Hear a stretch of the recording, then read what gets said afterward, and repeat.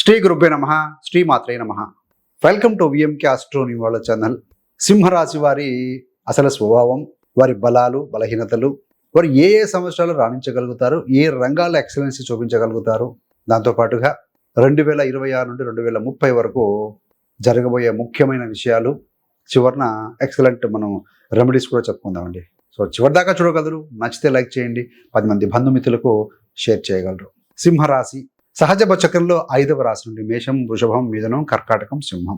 సింహరాశికి అధిపతి రవిగ్రహం. సింహరాశిలో మక 4 పాదాలు, పుబ్బ 4 పాదాలు, ఉత్తర 1వ పాదం. సో మొత్తంగా ఏంటంటే 9 నక్షత్ర పాదాలు ఉంటాయండి. వీరందరికీ కూడా ఇవి ఫలితాలు వర్తిస్తాయండి. అసలు సింహరాశి వారి స్వభావం ఏంటంటే రాజసం, కానీ సున్నితమైన హృదయం కలిగి ఉంటారండి.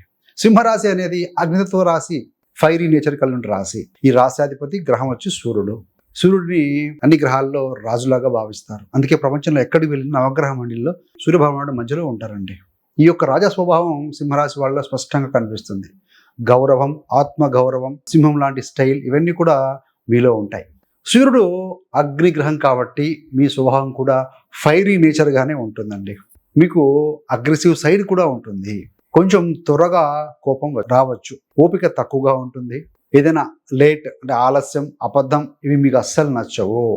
బయటికి చూస్తే మీరు చాలా కఠినంగా కనిపించవచ్చు, కానీ లోపల మాత్రం మీరు చాలా భావోద్వేగ పరులు. ఇతరుల యొక్క బాధను మీ బాధగా ఫీల్ అవుతారండి, కానీ మీ యొక్క బలహీనతలను చూపించడానికి మీరు ఇష్టపడరు. సో బయటకు స్ట్రాంగ్, లోపల సాఫ్ట్ హార్ట్. ఇదే ఒరిజినల్ సింహరాశి. న్యాయము, అహంకారము కాదండి, ధర్మాభిమానం.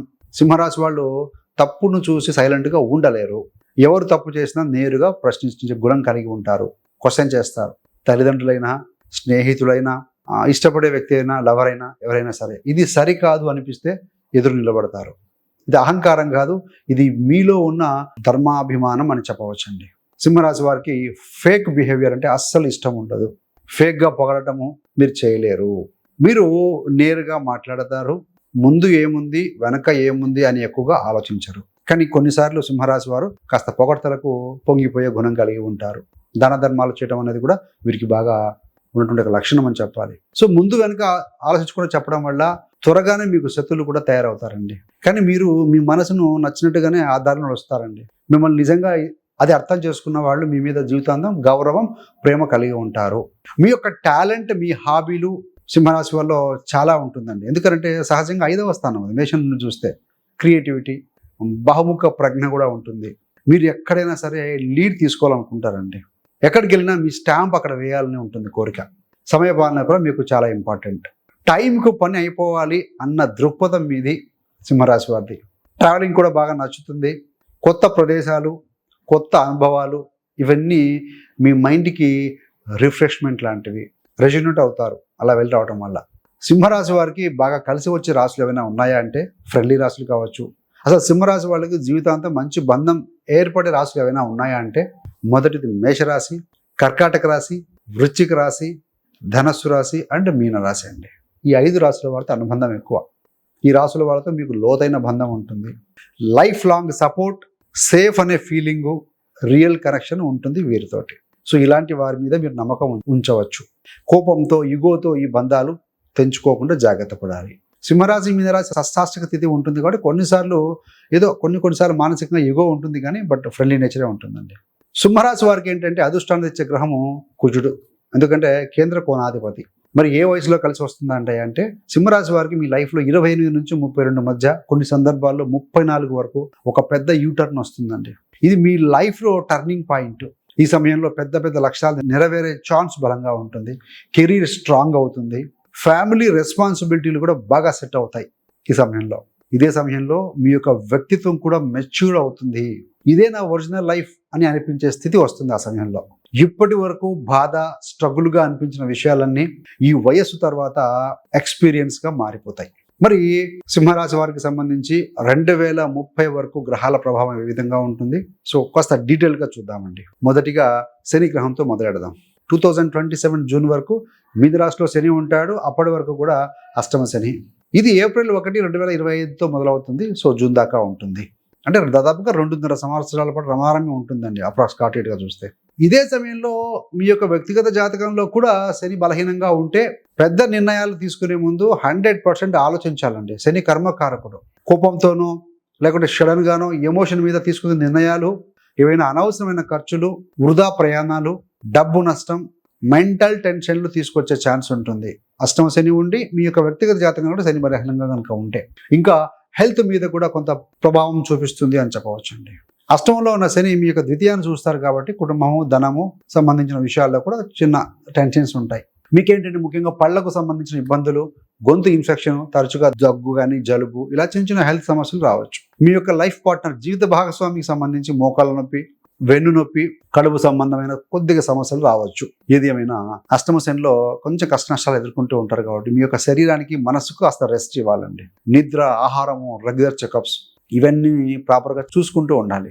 జూన్ 2027 తర్వాత ఈ యొక్క శనైశ్వరుడు మీకు 9వ స్థానానికి మేషరాశికి వస్తారండి. దీంతో ఫ్యామిలీలో ఉన్న టెన్షన్లు క్రమంగా తగ్గుతాయి. అదృష్టం నెమ్మదిగా మీ వైపు తిరిగి చూడడం అనేది మొదలు పెడుతుంది.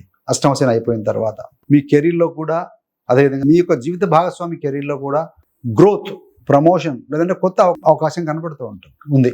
మరి రాహు గురించి చూస్తే ఈ యొక్క రాహు ప్రయాణం 3 దశల్లో ఫలితం ఏ విధంగా ఉండబోతుంది చూద్దామండి. డిసెంబర్ 5, 2026 వరకు రాహు మీకు 7వ స్థానంలో ఉన్నారు, అంటే కుంభరాశిలో ఉన్నారు. దీనివల్ల ఏంటంటే మ్యారిటల్ లైఫ్లో, వివాహ జీవితంలో, పార్ట్నర్తో కమ్యూనికేషన్లో వాదనలు, ఇగో క్లాషెస్, ఏదైనా ఐడియాలజీ డిఫరెన్సెస్ రావచ్చు. ఇది బ్రేకప్కి కాదు, రూఢిగా కనుక కూర్చొని మాట్లాడుకుంటే సాల్వ్ అయ్యే ఇష్యూ అండి, అంతకన్నా ఇంకేం లేదు. ఆ తర్వాత డిసెంబర్ 2026 నుండి 2028 మధ్య వరకు కూడా రాహు 6వ స్థానంలోకి వస్తారు, మకరంలోకి వస్తారు. మీకు ఇది చాలా శుభస్థానం. శనివత్ రాహు అంటారు. రాహు శని ఇంట్లో ఉంటాడు. 6వ స్థానంలో రాహు ఉన్న, శని ఉన్న మంచిదేనండి. ఈ సమయంలో శత్రువులు బలహీనపడతారు. కోర్టు కేసులు, లీగల్ ఇష్యూస్ కనుక ఉంటే అవి మీ వైపు ఫలితం తీసుకొచ్చే అవకాశం ఉంటుంది. అప్పులు కూడా 6వ స్థానం అంటే శత్రు, రుణ, రోగ బాధ కాబట్టి అప్పులు తగ్గించుకోవడానికి కూడా ఉత్తమ సమయంగా చెప్పాలి. ఏదైనా జబ్బులు ఉంటే డిసీజెస్ మీద గెలిచి బాడీ, మైండ్ స్ట్రాంగ్ చేయడానికి ఇది ఒక మంచి పీరియడ్ అని చెప్పాలండి. 6వ స్థానం కాంపిటీషన్ కూడా కాబట్టి కాంపిటీషన్లు, పోటీ పరీక్షలు, జాబ్స్ ఇవన్నీ ట్రై చేయడానికి ఈ కాలం చాలా మంచిది. సో ఉద్యోగం లేని వారికి ఉద్యోగం వస్తుంది. హైయర్ ఎడ్యుకేషన్ కోసం కూడా మంచిదే అని చెప్పాలి. కాంపిటేటివ్ ఎగ్జామ్స్ రాసే పిల్లలకి, విద్యార్థులకు మంచిదండి. 2025 మధ్య నుంచి 2029 రాహు 5వ స్థానంలోకి వస్తారు, ధనస్సులోకి. ఈ సమయంలో చాలా జాగ్రత్త అవసరం అండి. గుడింట రాహు కాబట్టి మనస్సు ఏకాగ్రతకి కొంచెం తేడా వస్తుంది. చదువులో దృష్టి తగ్గిపోయే ఛాన్స్ ఉంటుంది పిల్లలకి. కడుపు సంబంధమైన ఇబ్బందులు, అజీర్ణము, గ్యాసు, అసిడిటీ ఇలాంటివి రావచ్చు. కొంతమందికి హిప్పు, నడు నొప్పి కూడా కొద్దిగా వచ్చే అవకాశం ఉంటుంది. మరి ప్రేమ జీవితంలో చూస్తే అంటే లవ్ రిలేషన్లో ఎత్తుపల్లాలు రావచ్చు. నిర్ణయాల్లో త్వరపడకుండా ఓపికగా ముందు తీసుకోవాలి, ఏది మంచి ఏది చెడు అని. మరి గురుగ్రహం గురించి చూస్తే మీకు జూన్ 2 నుండి, అంటే జూన్ 2, 2026 నుంచి గురుగ్రహము కర్కాటక రాశిలోకి వచ్చారు, ఉస్థితి స్థితికి వస్తారు. ఇది మీ జీవితంలో ఒక బ్రిలియంట్ ఫేజ్ మొదలైందని చెప్పవచ్చు దీంతో. ఎందుకంటే గురుడు మీ యొక్క రాశికి మిత్రుడు, కానీ 12th హౌస్లో ఉన్న మంచిదేనండి, బలంగా ఉంటారు.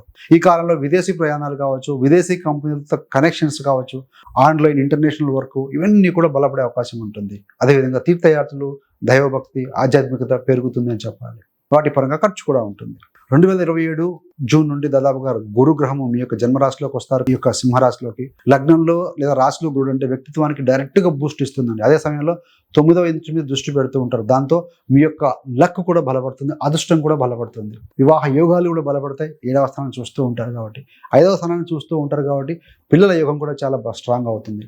కుటుంబంలో శుభ కార్యక్రమాలు కావచ్చు, సెలబ్రేషన్స్ కావచ్చు, ఏదైనా మంచి న్యూస్ కావచ్చు రావచ్చు. పిల్లల గ్రోత్ కూడా బాగుంటుందని చెప్పాలి. మరి సింహరాశి వారికి చేసుకోవాల్సిన రెమెడీలు ఏంటి, పరిహారాలు ఏంటి అంటే, రాబోయే కాలంలో సేఫ్గా ముందుకు వెళ్ళడానికి, గ్రహశక్తిని పాజిటివ్గా టర్న్ చేసుకోవడానికి మీకు చాలా బాగా ఉపయోగపడతాయండి. అష్టమ శని జరుగుతుంది కదా, శని బీజ మంత్రం, అదేవిధంగా శని గ్రహానికి శాంతి చేయడం చాలా ఇంపార్టెంట్ అండి. ఎండాకాలం వస్తుంది అనుకోండి, నిజంగా పూర్ పీపుల్ ఉన్నారు, నడవలేకపోతున్నారు, చెప్పులు దానం చేయొచ్చు, శనికి తైలాభిషేకం చేసుకోవచ్చు. డిజేబుల్ పీపుల్కి, పూర్ పీపుల్కి ఏదైనా రోజు కాకపోయినా కానీ శనివారం రోజున వారికి దాన ధర్మాలు చేయడం, ఫుడ్కి హెల్ప్ చేయడం లాంటిది. శనివారం పూట ప్రశాంతమైన చోట కూర్చొని ఓం ప్రాం ప్రీం ప్రౌం సహ్ శనిశ్చరాయ నమః ఈ యొక్క బీజమంత్రాన్ని కనీసం ఒక 105 సార్లు పఠించడం. అలా జపిస్తున్నప్పుడు నా మీదున్న అడ్డంకులు, ఆలస్యాలు, భయాలు అన్నీ తొలగిపోవాలి స్వామి అని మనస్ఫూర్తిగా ప్రార్థించటం. అదేవిధంగా రెండవది ఏంటయ్యానంటే, మీ యొక్క రాశాధిపతి రవి రోజు చేయగలిగినటువంటి సింపుల్ పరిహారం ఏంటంటే సూర్యారాధన. మీకు డైరెక్ట్గా బెనిఫిట్ ఇస్తుందండి. మీలో ఆత్మస్థైర్యం పెరుగుతుంది, లీడర్షిప్ క్వాలిటీస్ పెరుగుతాయి, ప్రతి ఉదయం కూడా సూర్యుడు ఉదయించే టైంలో ఒక శుభ్రమైన రాగి గ్లాస్లో నీళ్లు తీసుకోవటం, ఈ యొక్క సూర్యభగవాన్ వైపు చూస్తూ ఆ నీటిని సన్నటి దారలా అర్పించడం, అంటే అర్ఘ్యం ఇవ్వటం. అర్పిస్తున్నప్పుడు నా ఆరోగ్యం బాగుండాలి, నా కెరీర్ స్ట్రాంగ్ అవ్వాలి, నా కుటుంబం శాంతిగా ఉండాలి అని మనసులో చెప్పుకోండి. ఇది మీ యొక్క ఆత్మవిశ్వాసాన్ని, రెస్పెక్ట్ని, లీడర్షిప్ని పెంచడంలో సహాయం చేస్తుందని చెప్పవచ్చండి. మరి హనుమాన్ చాలీసా, హనుమాన్ భక్తులని శనిశ్చరుడు ఇబ్బంది పెట్టే అవకాశం లేదు. నెగటివిటీకి పవర్ఫుల్ కవచం. రోజుకు కనీసం ఒకసారైనా హనుమాన్ చాలీసా చదవటం దీనివల్ల ఏంటంటే శనికే కాకుండా రాహుకేతు వంటి కాస్త మ్యాలిఫిక్ దుష్టగ్రహాల ప్రభావాన్ని కూడా తగ్గిస్తుంది నమ్మకం. సో మీ మనసులోని భయం కూడా తగ్గుతుంది. డిప్రెషన్, ఆందోళన, ఒంటరితనం ఇవన్నీ నెమ్మదిగా తగ్గిపోతాయి. సో ధైర్యము, శక్తి, మీ యొక్క బాడీ లాంగ్వేజ్ ఇవన్నీ గట్టిగా బూస్ట్ అవుతాయని చెప్పవచ్చండి. 4వది సూర్యగ్రహానికి సంబంధించిన బీజమంత్రం. సూర్యుడిని బలపరచడానికి ఈ యొక్క బీజమంత్రం చాలా శక్తివంతమైంది. ఓం హ్రాం హ్రీం హ్రౌం సహ్ సూర్యాయ నమః. ఈ మంత్రాన్ని ప్రతిరోజు 108 టైమ్స్ జపించండి. ఇది మీకు ఏంటంటే స్పష్టమైన ఆలోచన, కరెక్ట్ డెసిషన్లు తీసుకునే సామర్థ్యం, అదేవిధంగా గౌరవం, అపిరెన్స్, బాహ్యకాంతి, అంటే ఆరోగ్యం, ఇమ్యూనిటీ ఇవన్నీ కూడా ఇస్తుందని చెప్పవచ్చు అండి. These are all the simple remedies మనం చేయగలిగినటువంటి అండి. సో ఇలా సింపుల్ రెమెడీస్ చేసుకుంటూ ముందుకు వెళ్దాం. So thanks for watching. మీలో ఎవరైనా సింహరాశి వారు చూస్తున్న వాళ్ళు ఉంటే ఏ పాయింట్ మీకు నచ్చాయి, లేకుంటే మీ యొక్క బంధుమిత్రులు ఎవరైనా సింహరాశి వాళ్ళు ఉంటే ఏ పాయింట్ నచ్చింది అది కామెంట్ రూపంలో తెలియజేయగలరు. ఇంతేకాకుండా మీకు కానీ మీ బంధుమిత్రులకు ఎవరికైనా సరే జ్యోతిష్యం నేర్చుకోవాలని ఆసక్తి ఉన్న వారి కోసం ఎక్కడికో వెళ్ళాల్సిన అవసరం లేకుండా మీ యొక్క కంఫర్టబుల్ ప్లేస్లో కన్వీనియంట్ టైంలో కూర్చొని నేర్చుకునే విధంగా 30 days ఆస్ట్రాలజీ కోర్స్ రిలీజ్ చేశామండి. సో ఆ కోర్స్ యొక్క లింక్ డిస్క్రిప్షన్ ఇవ్వడం జరుగుతుంది. ఆ కోర్స్ గమనించిన ద్వారా 30 రోజుల తర్వాత మీ గోచారం, మీ యొక్క వ్యక్తిగత జాతకం మీరు చెక్ చేసుకోవచ్చు అండి. So that much we can give the guarantee. So thanks for watching. ఇలాంటి మరిన్ని మంచి వీడియోల కోసం VMK astro numerology channel subscribe చేసుకోగలరు. పక్కన ఉన్న బెల్ సింబల్ మీద క్లిక్ చేస్తే మీరు చేసే ప్రతి వీడియో కూడా నోటిఫికేషన్ ద్వారా మీ దాకా అందుతుంది. సర్వే జనా సుఖినో భవంతు. స్వస్తి.